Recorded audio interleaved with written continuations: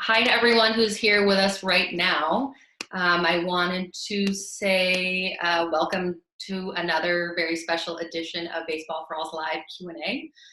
For those of you who don't know me, I'm Lena Park, and I head up a lot of the media, content, and some of the programming aspects of Baseball for All, and I'll be your moderator today. Joining us, we've also got Baseball for All's founder, Justine Siegal, with us as well. Hi, Justine. Hi, everyone. Thank you, Alyssa. Thank you, Justine. Thank you, Lena. Absolutely. So we're so excited to talk with Alyssa today. As many of you know, she is also a Bay Area girl.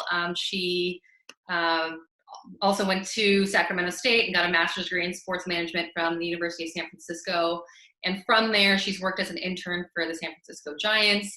And now at just 29 years old, I believe that's right. Yep, that's correct. Alyssa was hired this year as an assistant coach with the Giants, becoming the first full-time female coach in Major League Baseball's long-standing history.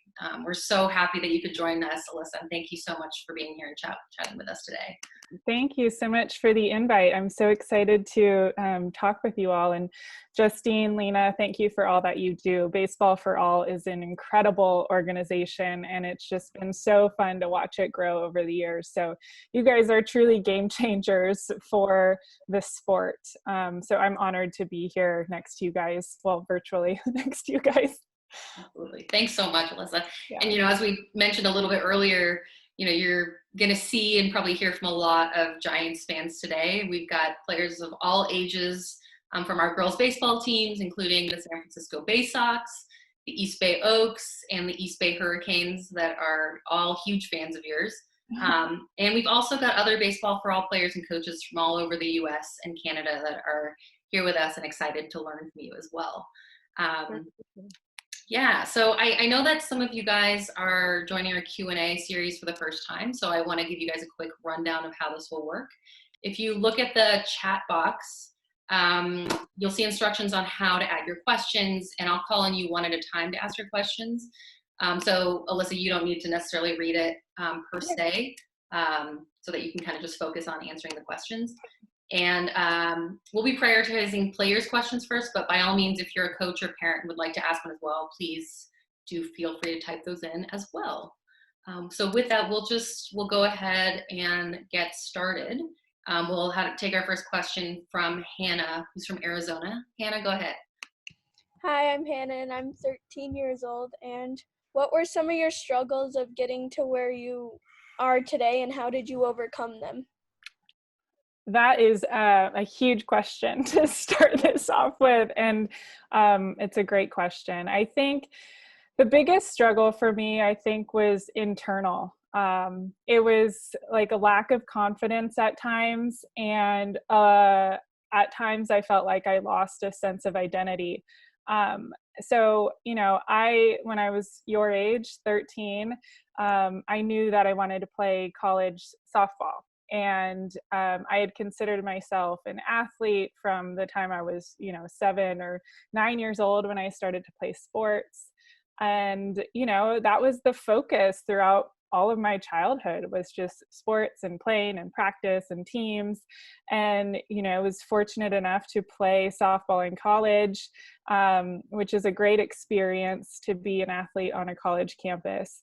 And then you graduate and you have to, figure out what you want to do with the rest of your life. And quite honestly, I didn't really think that far ahead. I thought all the way up to college and that's it, because I didn't see really too many females going on in sports, specifically softball. The National Pro Fast Pitch League is phenomenal. However, it's not something that's sustainable yet for a long-term career.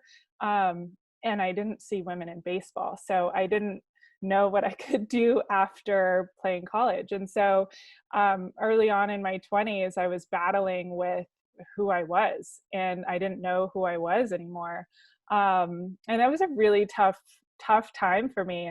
And, I'm thankful that I haven't gone through too many deep dives into depression or anxiety, but there were a lot of times where I just lacked a lot of confidence. And moving to San Francisco and going to grad school was a great step for me to get out of that like first phase of who is Alyssa Nakken, because I was back in the sport world. I was learning about all of these different jobs that you could do in sport, meeting amazing people that, you know, had a similar mindset as me as, you know, we want to be in sports for the rest of our lives. What can we do? And then, you know, a few years again after graduating grad school and kind of wrapping up the internship with the Giants and trying to figure out where I really fit in. I went through like, man, what can I bring to the table? And it was just, I was so hard on myself, I think. Like, I can take criticism pretty well. I appreciate constructive criticism. Obviously, recently, there's been a lot of criticism on like, just social media in general about people that are just not accepting of the fact that women can be in positions like this. But that doesn't really bother me too much. It's more of how I feel about myself. And so pretty much really regularly, I have to look into the mirror and tell myself, you deserve to be here. You've worked hard to earn this position, and you're the best person for this job right now. But the biggest struggle for me is confidence. And how I go through it is I surround myself with people that support me. I don't necessarily surround myself with like cheerleaders, just people that are gonna like give me thumbs up all the time. I surround myself with people that are gonna challenge me, but also support me to where I feel incredibly protected. And I make sure that the people that I keep closest to me in my life, kind of in my circle, are people that I can turn to for really good advice, and not just the type of advice that's going to make me feel better, but advice that's really going to help me get out from under a rut or get through a tough situation that I'm going through. So that's been something that I've relied on a lot over the last, you know, especially the last year or so. Thank you. Thank you. I know a lot of these questions are going to come out as they're going to be, I think, deeper questions, I think, than Love it. maybe the average Q&A. We're going to move on to Leah, who's 13. Leah, go ahead. What does MLB look for in their coaches, and what experiences have helped you get the job you have today? So I think MLB just in general looks for a lot of things in coaches. I don't know exactly what other teams look for, but I can tell you what Gabe Kapler was looking for when he was putting together our staff. So Gabe Kapler is the manager of the Giants, and this is his first season as well as manager of the Giants. So what he was looking for was a staff that had diverse perspectives, backgrounds, and experiences. Gabe is a very forward-thinking leader, and he's somebody who, yes, he has the title and role of manager, but wants to make sure that everybody that is working alongside him has a voice and isn't afraid to share their voice or what's on their mind, so long as it comes with backing. Like, you've done your research, you're confident in your answers, and you think deeply about things. You don't necessarily say the first thing that comes to mind, but you're mindful of when you're going to speak up. So that, I think, is number one in what he was looking for. Number two was looking for people that can develop relationships with people that have diverse backgrounds and experiences. Oftentimes, you know, especially in the past, baseball staffs were filled with, you know, men who played professional baseball for a really long time and just transferred over to the coaching roles, which is, you know, phenomenal. However, I think that it is important to have diversity of thought in any sort of organization, but especially in for a sports team. And so he was looking for people that could come from really different backgrounds and be able to work together challenge each other, raise the bar for each other, but at the end of the day, always be looking to how you can figure out a way to support the person next to you. And that's something that I just admired about him when I was learning about his leadership style and his coaching philosophy. And to answer the second part of your question on how I, how I was able to kind of check the boxes for him, it's kind of how I've lived my life. I was an athlete and played so many sports, and I was constantly trying to be the best teammate that I could be on and off the field. I realized that all of my teammates were not only good athletes on the field or on the court, but humans outside of practice and games. And so I wanted to be the team member who was going to be able to support those people, my teammates, on or off the field. And getting into the real world, corporate world, or working in sports, and now with this team, that's just how I think about every single day. I'm always thinking, like, I want to surround myself again with people that can challenge me and raise the bar for me. And then I want to do that for others, because I think that's how people develop and grow and become more impactful. And I think Gabe recognized that just based on, one, like asking other people about me. I'd been with the organization for about 6 years. And two, taking time to get to know me.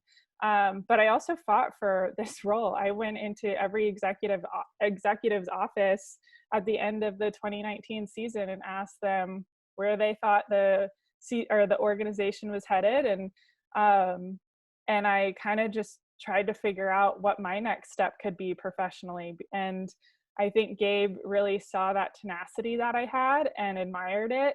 And then we just got to talk and interview, and it was a good fit for this team. Thank you so much. Thank you. Great question and answer. The next question is going to be coming from Kate, who is from Southern California, on one of our teams down there. Kate, go ahead. Hi, I'm Kate. I'm 13. So, do you feel any pressure with being the first woman in the MLB as a full-time coach, and how do you get over that? Yes. But I think about what Billie Jean King has said before, and pressure is a privilege. So I've really sat with that the last couple of months. And yeah, I think that, well, regardless of any new role that you're stepping into, especially if it's one where it's elevated from your last role, you feel a sense of pressure. You feel a sense of pressure to, kind of prove to others that you deserve to be there, but also to do the job well. And so I have that feeling of pressure no matter what new job I step into. But add on the fact that, this is a historic move, and with this role and this hire comes a lot of responsibility. Like, I have to ensure that I am staying true to who I am. I'm remaining the type of coach that I am and not trying to be somebody else. I'm trying to learn and develop and grow, but I'm not going to try and be somebody else. And so I feel pressure with that. And, and how I overcome it, again, I think it just goes back to having confidence and trusting in the experiences that I've had, but also trusting that I'm surrounded by the best staff in the league and can ask them questions, lean on them to help me grow. And so that brings me a lot of peace at the end of the day, is knowing that I have this band of brothers that I'm so grateful for. And then on the flip side, this organization, the Giants, have been so supportive throughout this whole process, and ever since I was an intern 6 years ago. So I really feel just grateful for everything the organization has helped me with. It's been very challenging at times, but I know that I have them to lean on, and I've been open with them about the pressure that I've felt, and they're there to help me through it. And I think that, in pressure situations, especially out on the field, like you guys are all playing, those are some of the most fun positions to be in. Bottom of the ninth or the seventh, depending on how many innings you play, you want to be the person up to bat. So I oftentimes lean on those feelings as well. If I'm feeling pressure, I just think back to being on the field and how I felt in some of the most pressured situations I've ever been a part of. And that really helps me get through it to this day. All right, thank you. Awesome. All right. We got another question here from Kiara. It's actually from Indonesia. Awesome. Kiara, I know you have a bunch of questions, but if you could just ask one of your questions, that would be great. Okay. Hello, I'm Kiara. I'm 17. Being in the stage as big as the major leagues, does anyone ever doubt your abilities? And how's your relationship with the players? Thank you. Thank you, Kiara. I think the people that doubt my abilities are pretty vocal on social media and the internet world, but I've kind of stayed away from that. I think that those that I'm around physically, well, except for right now during this time of physical distancing, but back in spring training, everyone I was around, the staff, the players, even our amazing beat writers and our media team, I never felt a sense of doubt from anybody, which is a good feeling. But I can't tell what everyone's thinking all of the time. But I don't really think, I try not to dwell over that or think about that too much. I try to have some positive self-talk, and with the players, I think that my approach was I need to build the trust and the relationships first. And so to do that, step one is to not force it. I don't want to force any kind of relationship or bond with a player. Kind of want to have it come kind of naturally and just get to learn about them and get to know them on a human level first, and then as the baseball player, and that's how I wanted them to learn to get to know me, is get to know me as Alyssa Nakken, this pretty unique person first, and think about me as like a coach second. We're here to support each other. We're going to go to battle for each other all season long. Let's really build that trust first. And I think that really has paid off. It paid off during that month of spring training that we had. I developed some really great relationships with quite a few of the players early on. And I'm really grateful for that. And it's been fun using this time in quarantine to kind of get to know the players a little bit at a different level, instead of only talking about the next game. We're not playing games right now. So we're able to check in on the players and see how they're doing at home with their families. What hobbies are they trying to pick up during this time? And I think that's going a long way. Thank you. Thanks for your question, Kiara. We've got another question here from Belen, who is with the San Francisco Bay Sox, I believe. Yeah. Belen, do you want to go ahead and ask your question? Who supported you, and when did you start playing sports? Ooh, great question. So I think from day one, my parents and my family, I have two older brothers and an amazing mom and dad. And again, I wake up very grateful and I go to bed very grateful every single day, and think about my family and just how much support that they've showed me and had for me from day one. And then since then, I have some really awesome, I don't have like a ton of friends. I was never one to have, a ton of friends. I was kind of like a very awkward kid. I really loved sports and I really liked school. So, I was trying to figure out, again, it goes back to that sense of identity. Like, am I like a nerd or am I a jock? Can I be both? Because when I was growing up, it was really hard to be both, but I was trying to be the best student athlete I could be. But that kind of didn't allow me to have like too many friends. I was just, really good teammates with everyone. But I do have two best friends that I've been best friends with since I was a baby. And they have been some of the best supporters just through everything. I can talk to my family about a lot of things. But but as you get older, going through like late teens, early 20s, college, you're going through these crazy experiences that I wasn't super comfortable talking with my family about. And so I was really grateful that I had two friends that were just really quality individuals that I could trust and talk to and open up to. And I think that really went a long way just for my mental health and my development as a woman. And so those are kind of the main people that have supported me literally from day one. And now I just feel a great sense of support from the staff, the players, again, the organization, some of the people I talked about. And then you asked how old was I when I started playing sports? I believe I started playing soccer and basketball when I was about 4. And then I started t-ball when I was, I think, 6. But I started traveling the US playing softball when I was 9. And yeah, I loved playing sports since I was really young. And I think that's exciting to hear. I mean, for all these girls here, there are a couple coaches on here, I think, as well, but they're all baseball players, and some as young as 7, 8, 9 on here. So to hear that, you're an athlete as a kid too, I think is really exciting to hear. All right, we've got another question here from Ella, who is from Hawaii. Ella?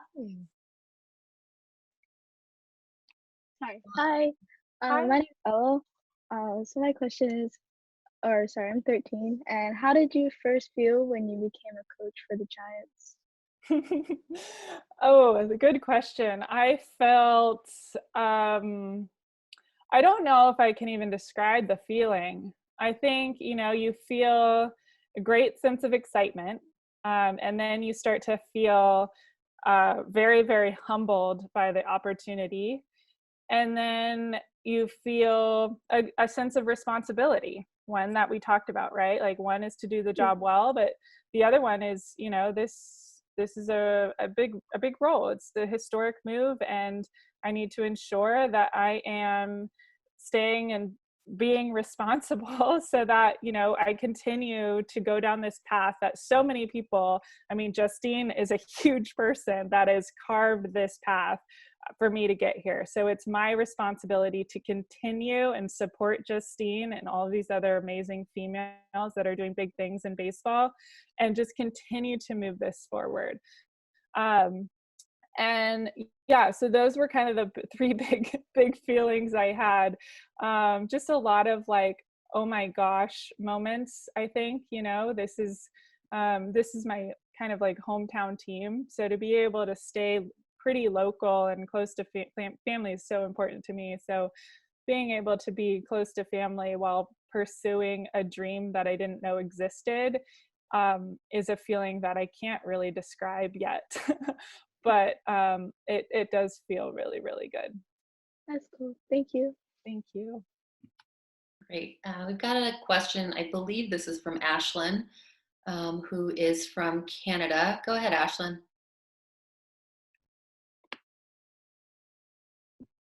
Ashlyn, if you're talking right now, I think you're on mute. I'm trying to find you. Here we go.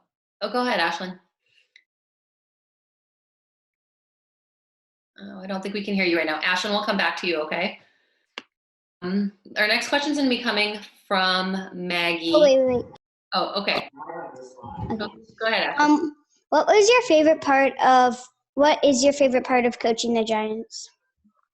My favorite part is being around the players. I mean, these guys are the most inspiring people that I've ever met, and not to mention they're pretty much the best in the world at the game that I really, really love. And so to learn from them has been quite the honor. And I think that, it's amazing to be able to, well, not during this time, but during spring and, in a world where COVID doesn't exist, being able to go to the field every single day it's a great feeling. I mean, you guys feel it every day you get to go to practice. It's really fun to put on the uniform, the cleats, grab your glove and go run around the field. And so to do that as an adult it's amazing. So So yeah, I think that's definitely my favorite part. I mean, we're trying to do our best to support these athletes to be the best versions of themselves on and off the field. So anything I can do to help them achieve their goals and to help this team achieve our team collective goals, it's a really fun thing to think about and do every single day. Thank you. Okay, great. The next question's been coming from Maggie from New Hampshire. Go ahead, Maggie. Hi, I'm Maggie Fox. I'm 14 and I'm in Bedford, New Hampshire. What do you do every day to get 1% better? I love that question because I tell myself and I tell others, you should be like living every day to get 1% better. So this is a great question. So I think about my days in 3 parts. The first is kind of like my personal well-being, both on the mental side and the physical side. If I'm not like feeling okay, I know that I'm not going to be the best coach, the best teammate that I can be. So number one, I ensure that I take care of myself physically and mentally. So, I mean, it's as simple as just ensuring that I'm eating correctly and eating a lot of vegetables, staying hydrated, and also trying to sweat every single day.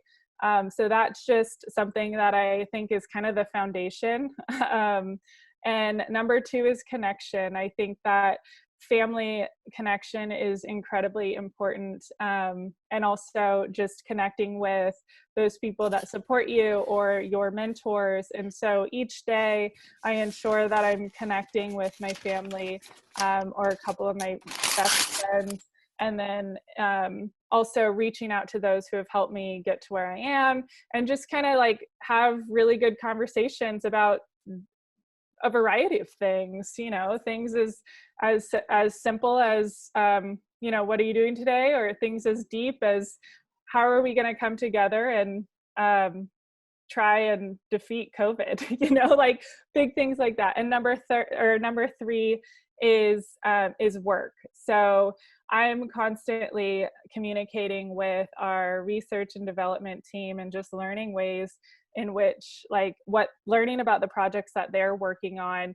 absorbing all of the data that they've collected and the projects that they're working on, and reading over it, going through and determining the best way to kind of relay that information to a player to where it's super easy for him to digest and kind of think about and ponder during this time where we're kind of, you know, sheltered in place.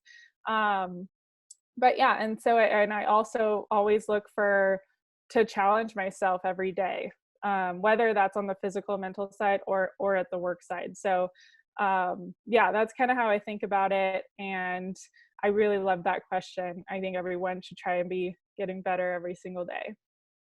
Thank you. Nicely done, Maggie. Nice job.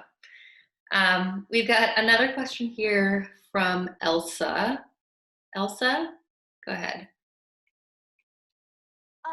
My question was, when you were younger, what coach impacted you the most?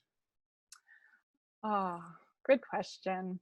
It is hard for me to pick just one, but if I had to pick, and I'm thinking back to, you know, outside of college, outside of high school, I would say it would be my travel ball coach that I had. His name is also Gabe, which is interesting because the manager's name is Gabe. So yeah, Gabe Abelia. He was my coach for about 9 years in travel ball softball, and he impacted me in a way that I am just so forever grateful for. He really instilled the love of the game for me. He made practice and games incredibly fun and exciting. He was one that I would do anything for, and I would run through walls, or fences, whatever, to try and get the team win for Gabe. He was somebody that had this mentality of approaching every game as if it were your last.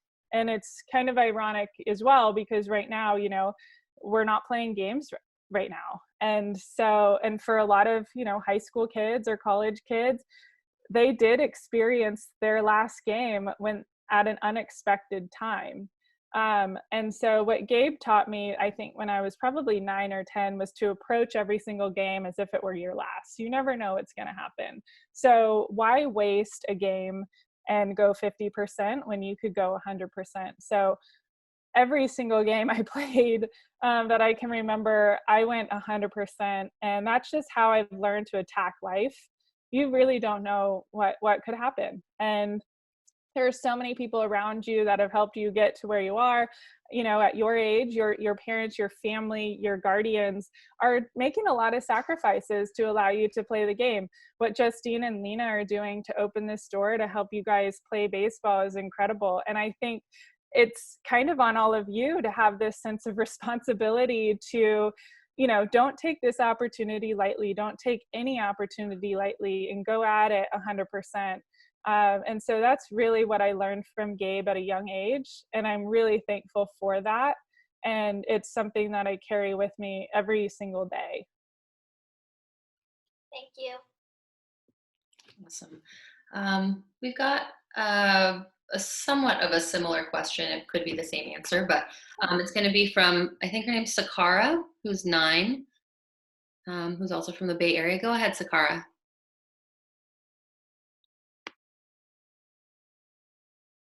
And if you're talking right now, Sakara, I think you're on mute.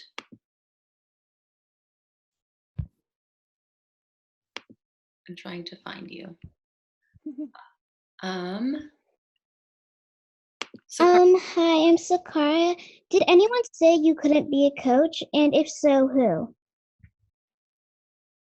So I went into this not really knowing what I was interviewing for. I wasn't approaching this role as I want to be a coach. I was approaching it more as I want to impact this team and this staff and this organization in any way that I can. As I mentioned, I was with the organization for a few years prior to this, and I've loved it. And it's, you know, it's a place that I call home, and I've wanted to make a positive impact and grow personally and professionally too, in this organization. And so that was my approach, kind of all of last year, especially the last half of 2019, as Bochy was, you know, gearing up for retirement, and understanding that we were going to have a new staff and some changes to the front office. And so the timing was interesting because I was also ready for a next step in my career. I was working more on the business side for the organization, and I knew that I wanted to get back onto the field side, working with the players, more like the baseball operations side, which is where I had started in 2014. And so my approach was kind of how I talked about in the beginning, you know, trying to figure out what Gabe needed when he was forming his staff. And I wasn't really looking for the coaching role. I was looking for the role that was going to allow me to help make the biggest impact I could make for this team, this organization, and the staff. The title came after, like, the offer was made for me to be on Gabe's staff, but I didn't know what that meant until about an hour into the conversation, where he said, "Oh yeah, your title is assistant coach."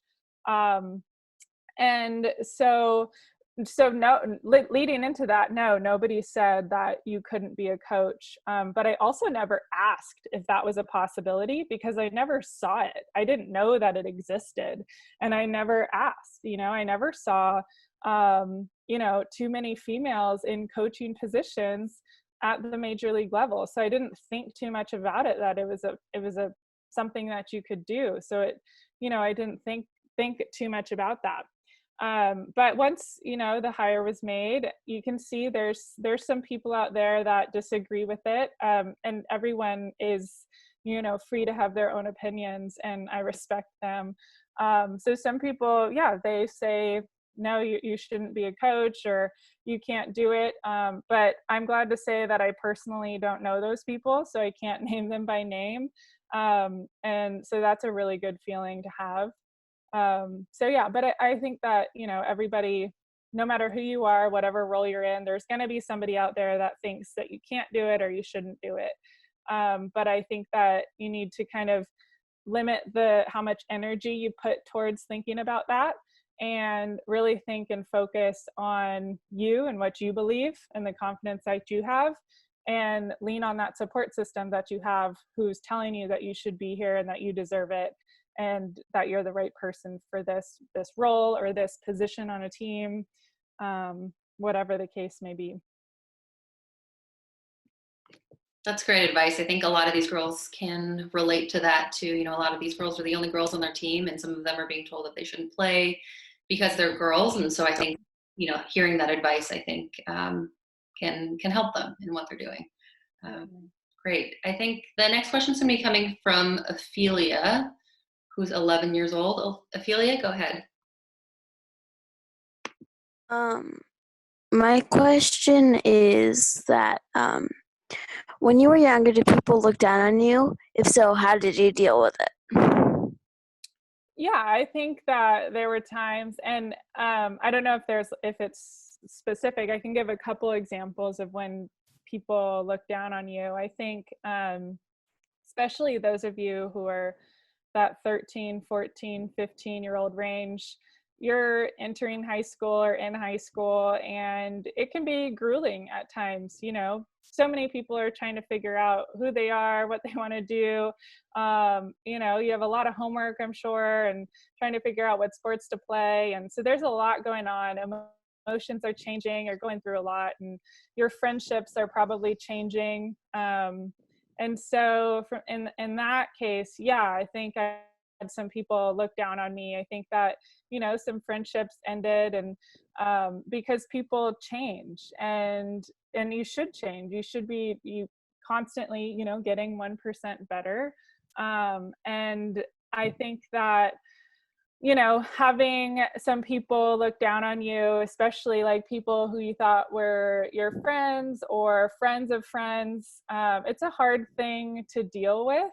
And it kind of just brings back like yucky feelings thinking about it, but it's inevitable that you're going to go through that.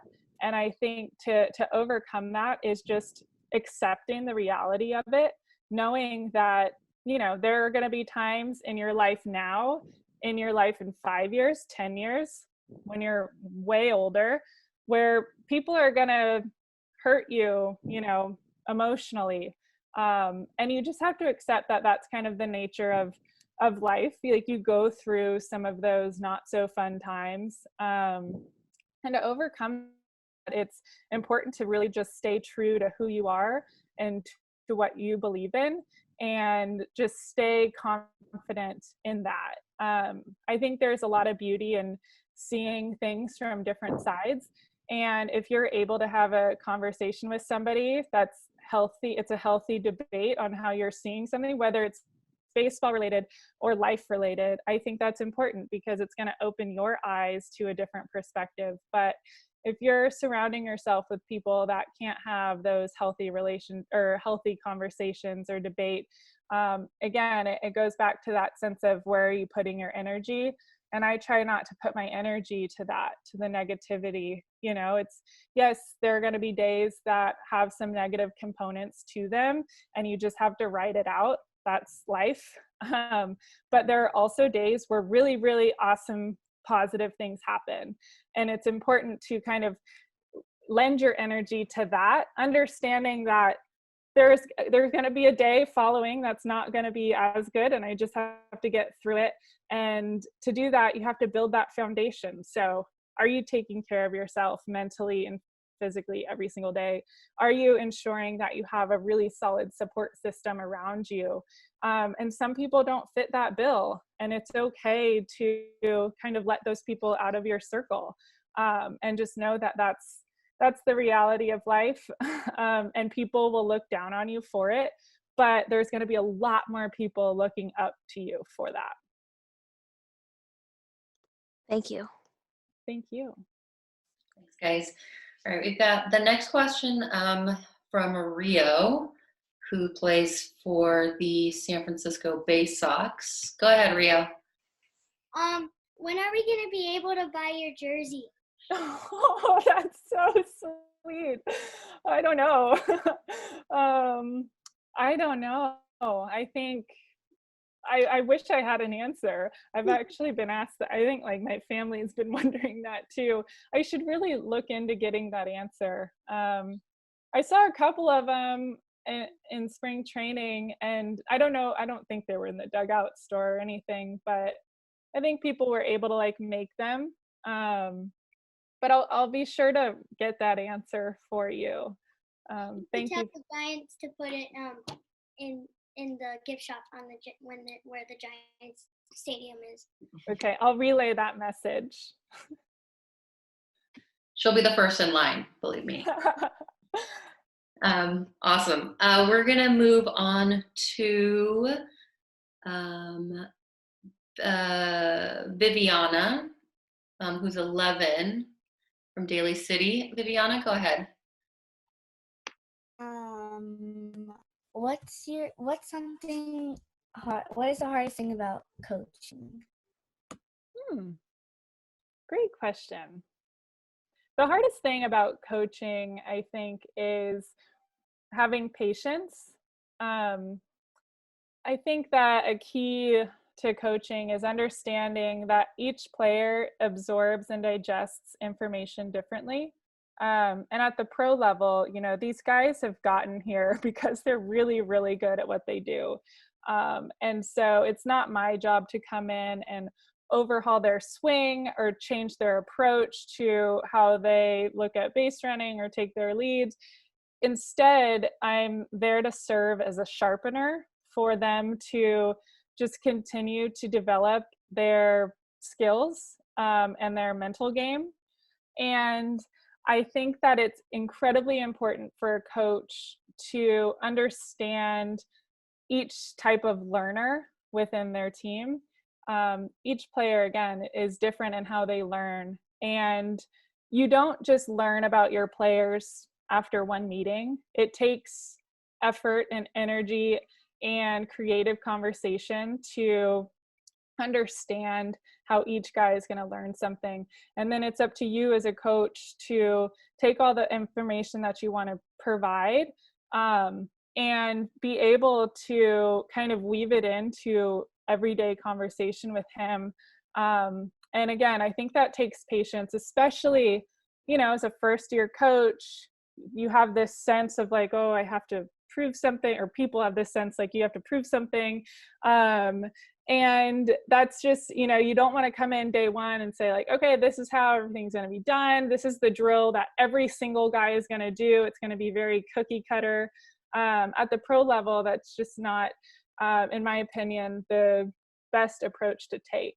I think that having individualized game plans for each guy is incredibly important. But that takes a lot of time, a lot of conversation, a lot of research. You have to do your homework, and it's challenging, but that's the best part about coaching too. So that's what's so fun, you know, to do this every day. Is your biggest challenge is the most fun part of your job. It's getting to learn about these players and how best to serve them and help them develop and be a sharpener for them and their tools that they already have.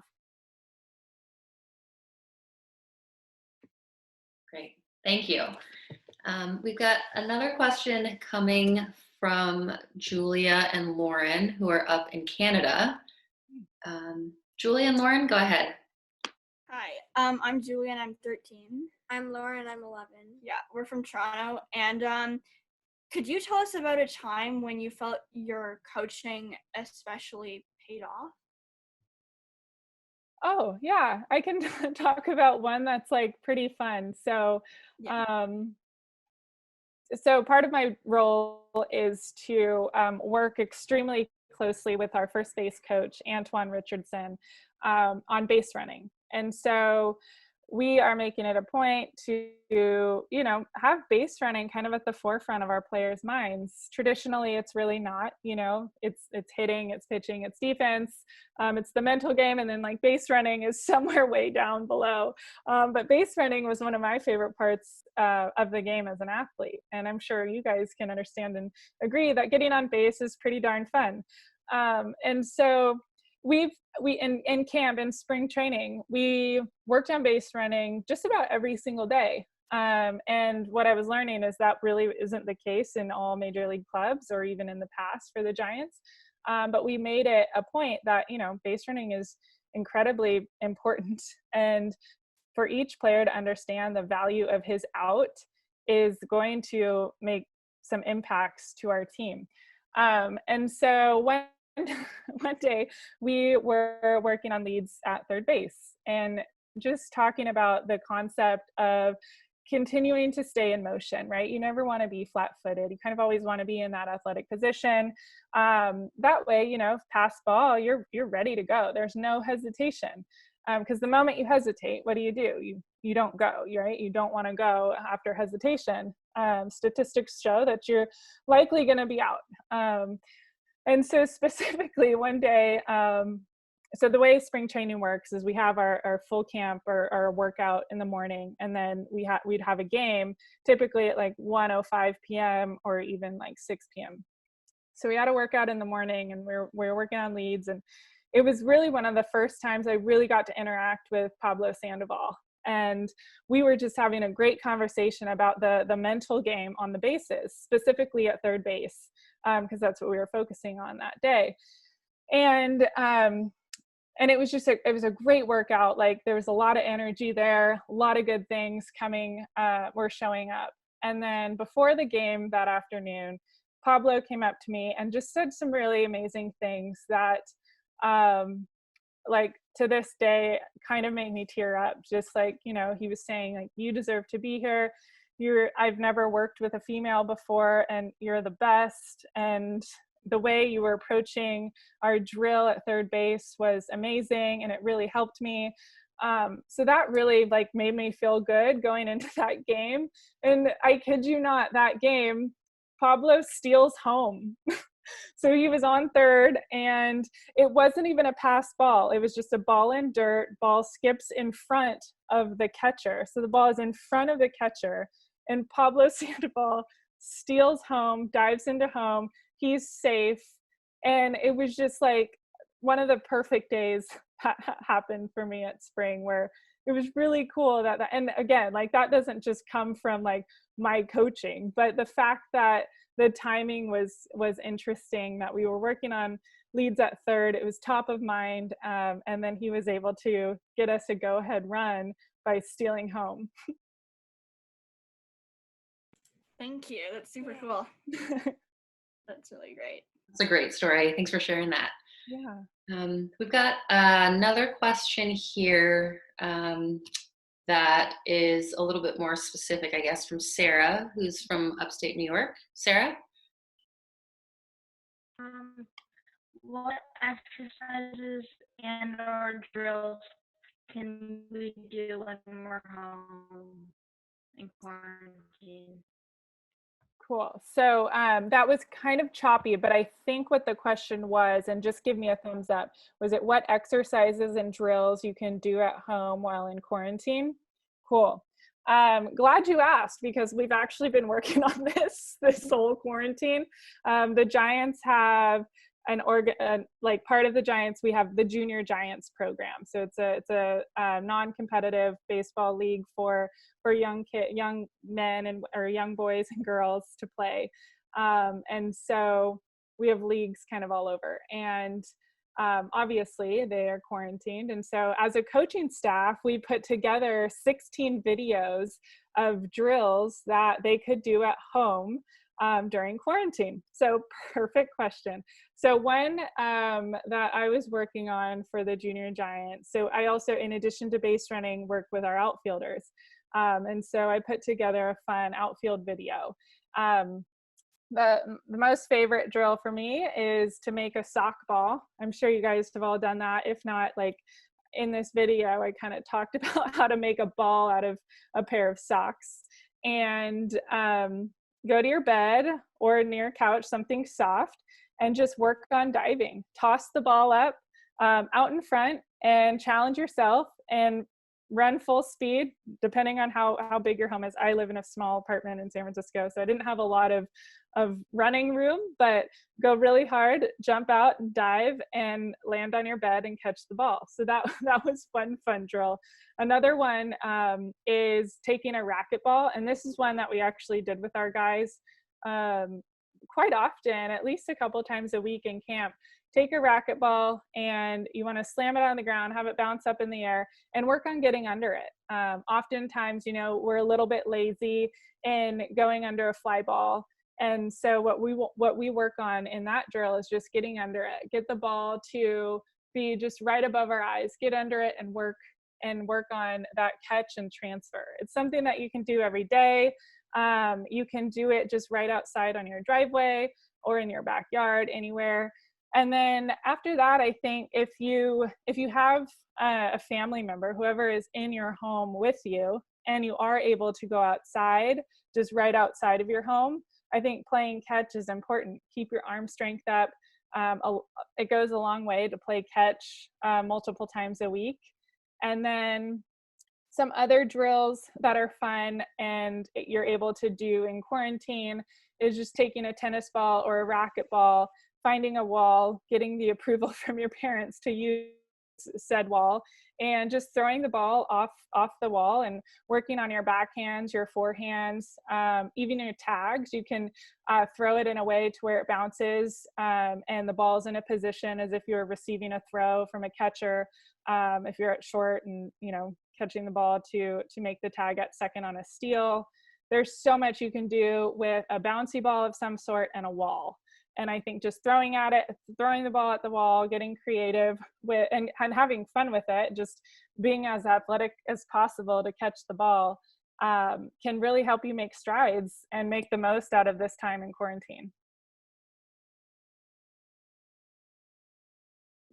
Thanks for your question, Sarah. All right, we've got another question here from Gianna, who's from San Francisco also. San Francisco. Gianna, go ahead. What job did you want before you knew you wanted to be a baseball coach? Good question. I was really never the person that knew what I wanted to do. I remember when I was 12, I wanted to work in marine biology and work with killer whales. That was kind of like the only thing I ever thought of as like a dream goal. I mean, I still kind of have that goal, that dream. I hope one day I can be like out in the ocean studying whales at one point in my life. But it was more about how do I want to live each day. And to preface this, it's important to know, like, I completely understand and I love those challenging days where you're just putting in so much work for whatever job you're doing. However, if you're waking up and really enjoying what you're doing and going to bed at night thinking that you made the most out of your day, then that makes me feel fulfilled. And I think that living each day feeling fulfilled is incredibly important. I know that there's like a lot of books out there and podcasts like saying like you need to grind and like like live in a shoebox and work really, really hard and like have fun later and then retire when you're 65 and then go out and travel and like have a day where you can just spend time like with your family. And there's a lot of that I actually like agree with. However, I'm a big fan of not postponing joy. I think that it's important to find joy in every single day. So this is a long-winded answer, but one that I think is important. I was never one for titles or I'm not a fan of absolutes. And I feel like just one specific title is kind of like having a fixed mindset. Like it was more about what kind of work do I want to be doing every single day? What kind of people do I want to work with every single day? That's important. And how do I want to have my days structured? And so working with the Giants, I was trying to kind of figure that out the last, 4 years. I knew that I wanted to be around baseball and I knew I wanted to be around the Giants organization. I have so much love and admiration for this team and this organization for everything it does on the field, but also everything it does off the field. And so that really fulfills me. To be a part of this organization fulfills me every single day. And so I thought that, and I there was never really like any person that I knew like, okay, I want to be just like that person. It was more like, there's all these people that I really admire and look up to, and I want to take pieces of everything that they're doing and make it my own, you know? So that's kind of how I was like approaching even this role, you know? As I mentioned before, Gabe Kapler and I were never talking about we were never talking about title. We were talking about philosophy. We were talking about baseball. We were talking about coaching and coaching styles, but not just for players, but for coaches as well. Again, as I mentioned, this is a brand new coaching staff outside of Ron Wotus, who's been here for about 23 years. And so yeah, it was never, I just knew that I wanted to be a part of the team, a part of Gabe's staff, not necessarily as a coach, but I knew that with my experiences, the background that I had, the schooling that I had, I could come in with a very unique background and perspective and get things done, and be energetic and enthusiastic about the work that I'm doing every single day. I think that's important. I think the people that you're around, you need to, you know, they need to be people that you can be around on a day-to-day basis. So I don't know if I totally answered that question, but it's really hard for me to answer because I didn't really know what I wanted to do. I just knew how I wanted to kind of live each day. And I knew that I wanted a very challenging role. I knew I wanted something that was going to make me feel fulfilled at the end of the day.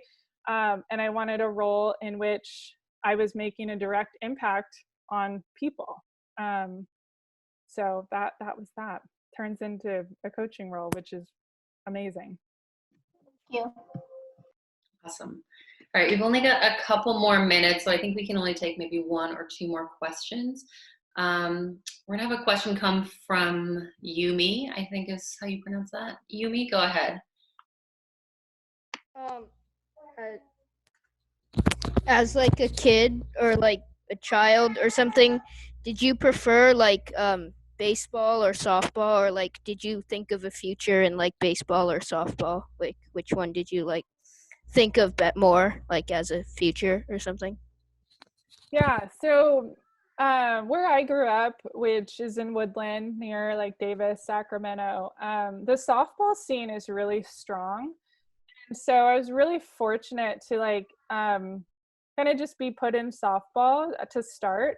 And I really enjoyed it. And it was really competitive from a young age. And it was well supported throughout the city and the community that I grew up in. And I know that, you know, talking with other people in their cities where they grew up, softball just wasn't very established. And so baseball is what really, you know, got people to get on the field, play the game that they loved, and continue to work their way up in the game. So for me, I mean, in all honesty, it was softball. That's, you know, what I started with, and it's what I knew that I could go to college with. Again, I didn't see too many females playing baseball on our high school team. Well, I didn't see any females playing high school baseball. And so I didn't know that it was possible. So it really never crossed my mind at a young age.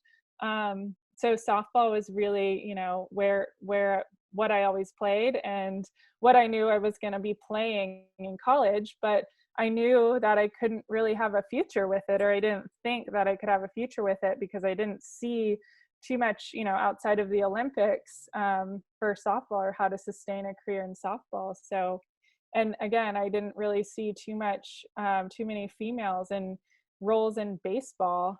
So unfortunately, I never really thought that this could happen. And I think what's exciting to see now is a lot of the young women that are on the call today. You know, I'm looking through, some of them are now graduated, but they've played at the high school baseball level. They played varsity for a number of years, 4 years. We've got girls who are going to be going to high school next year who are going to try out and want to play for their high school baseball team. So, That's amazing. you know, it may not have happened, I think, in your generation, but it's exciting to see that the upcoming generations can see role models and see people that they can look up to, you know, forge this path ahead of them. Totally. And I think that just goes to show like the work that you and Justine have done and this groundwork that's been laid to create this opportunity. You know, when I was 7, I wish something like this existed because I would have jumped into baseball right away. And who knows, like, you know, what I could have thought that I could have done. But I think it's important, again, for your support system to encourage you to continue to play baseball and never close the door on you. The game itself is not discriminatory against gender. It's more discriminatory at the pro level against strength and ability. So females that have the physical capabilities to play the game at the highest level or very high levels, they should not have a door closed on them because they're female. If they have the physical capabilities to do so, then they should absolutely have the chance to play. And Baseball for All is laying the groundwork for this to happen. Awesome. Well, thank you so much for being with us here today, Alyssa. We really appreciate it. And I know all the girls and women that were on the call today really loved it as well. I know we weren't able to get to every single question, but we are out of time, and want to just thank everybody for joining us today from all over the country and the world. Thank you again, and we will see you very, very soon. Stay safe and stay well, everybody. Thanks again for tuning in, and thanks again, Alyssa, for being here. Thank you all for being here, and I hope you all stay safe and healthy during this crazy time. But this was something I was really looking forward to, and it's been probably the highlight of this quarantine. So Justine, thank you so much.